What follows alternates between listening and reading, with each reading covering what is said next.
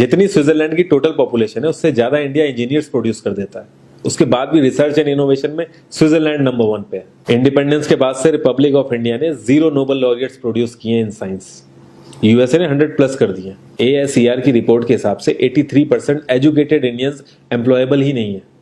और ये जो सुंदर पिचाई सत्या नदेला की हम बात करते हैं, इन्होंने भी आगे चल के अपनी एजुकेशन बाहर से ही करी है। और ये सारी चीजें जो मैं बोल रहा हूँ ना, इसका रूट कॉज फाइंड आउट करने के लिए हमें थोड़ा सा पीछे जाना पड़ेगा। जब ब्रिटिशर्स हम पे रूल कर रहे थे तो ईस्ट इंडिया कंपनी के सामने 2 मेजर चैलेंजेस थे।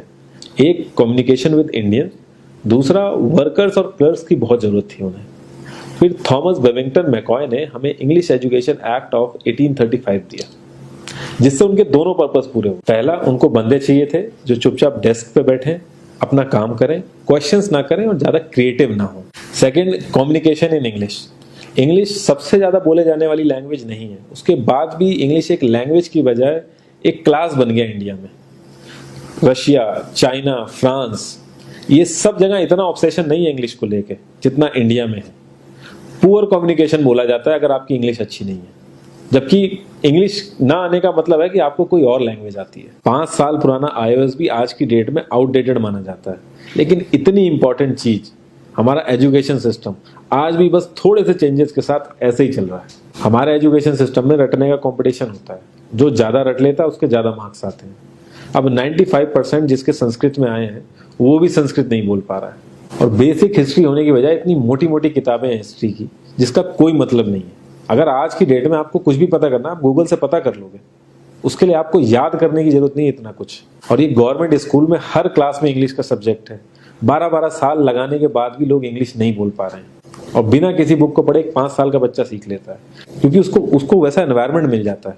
A+B का whole square is equal to A² + B² + 2AB। इसका रियल लाइफ में क्या यूज है किसी को नहीं पता, न प्रिंसिपल, न टीचर, न बच्चे, बस पढ़ाई चले जा रहे हैं। हो सकता है इसका कुछ मतलब हो, लेकिन आप ट्राई करके देख लेना, किसी को नहीं पता। हाँ, 2AB की जगह अगर आपने 3AB बोल दिया तो 4 लोग हंसने वाले मिल जाएंगे आपके ऊपर। किंडरगार्टन में जो बच्चों को सिखाने के लिए टेक्निक यूज होती है वो लाख गुना अच्छी है कॉलेज की वो रटने वाली टेक्निक से। और जिन बच्चों के बहुत ज्यादा नंबर आते हैं ना, जो वो छुपा छुपा के एग्जाम में लिखते हैं, आप देखोगे जब वो रियल लाइफ में जाते हैं ना तो ज्यादातर क्रम्बल करते हैं। हर किसी को सेम सिलेबस और सेम चीज सिखाई जाती है बिना उसकी कैपेबिलिटी देखे। और क्रिएटिविटी का तो दूर दूर तक मतलब नहीं होता। अब एक लाइन से आप शेर, मछली, सांप, हाथी सबको लाइन से खड़ा कर दो और उनसे कहो पेड़ पे चढ़ो, उनको तो जिंदगी भर यही लगेगा ना कि वो तो किसी काबिल ही नहीं है। और द्रोणाचार्य ने भी पांडवों को उनकी स्किल सेट के हिसाब से उनको चीजें सिखाई, सबको एक ही चीज नहीं सिखा दी। और हमारे एजुकेशन सिस्टम में ज्यादा ऑप्शंस भी नहीं है। सबसे ऊपर साइंस, फिर कॉमर्स, और सबसे नीचे जाके कहीं नंबर आता है आर्ट्स का। आर्ट्स लेने वाले को तो लोग इतना हल्के में लेते हैं जैसे वो किसी काम का ही नहीं है। हर माँ बाप को तो इंजीनियर या डॉक्टर ही बनाना है। कॉलेज वाले अगर एक्स्ट्रा कोर्स रख भी देते हैं तो माँ बाप एंट्री नहीं कराएंगे, तो वो सारा पैसा बर्बाद होगा कॉलेज का। तो ऑप्शंस कहाँ से आएंगे?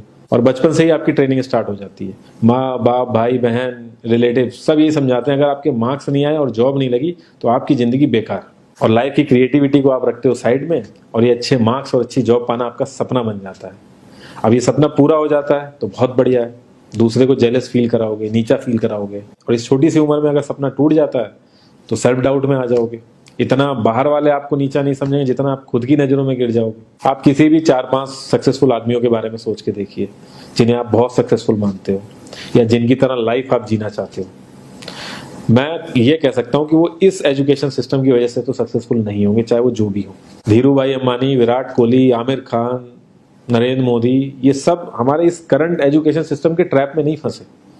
इन्होंने खुद सीखा, खुद एजुकेट हुए और खुद आगे बढ़े। किसी कंपनी के सीईओ को अगर ये कहा जाए कि आप अपनी कंपनी के सारे डिपार्टमेंट में इंटरव्यू दीजिए, तो कोई गारंटी नहीं है कि वो सारे डिपार्टमेंट के इंटरव्यू निकाल लेगा।